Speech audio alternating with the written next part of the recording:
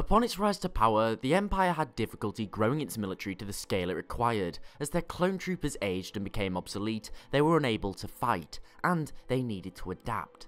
But what exactly did the Empire do about this?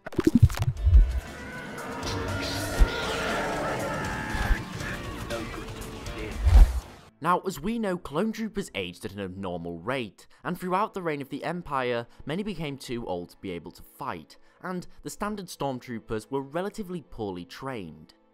Their abundance of experience in subjugating poor and armed civilians had made them ill-equipped to deal with the mounting pressure of the Rebel Alliance and other groups. The Empire needed battle-hardened veterans on their front lines, and they got them from the only place they had. There were still many clones whom had been kept on duty by the Imperials, for example having them train or oversee security, etc.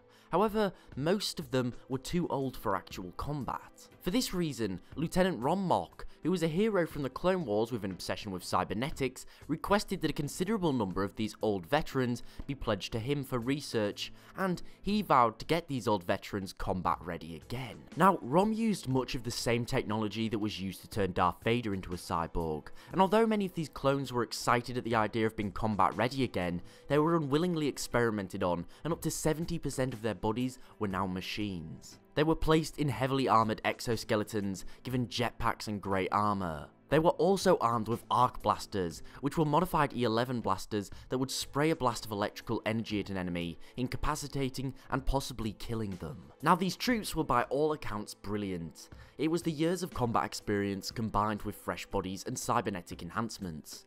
But there was a problem. Since majority of the subjects were unwilling, they didn't know what was going to happen to them, and the fact that their bodies were no longer their own bothered them. They weren't the same person, the proud clone trooper that helped win the war and brought about an age of peace. They were more droids, and if there's one thing clones hate, it's droids. For this reason, many of the Phase Zero Dark Troopers, as they became known as, committed suicide, unable to come to terms with what they had become.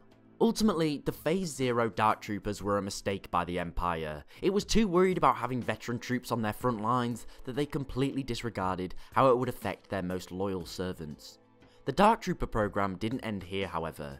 It would go on to create far more malignant creations. But what do you think of the cruel alterations that the Empire made to the old clones, and was it a good or bad idea in your opinion?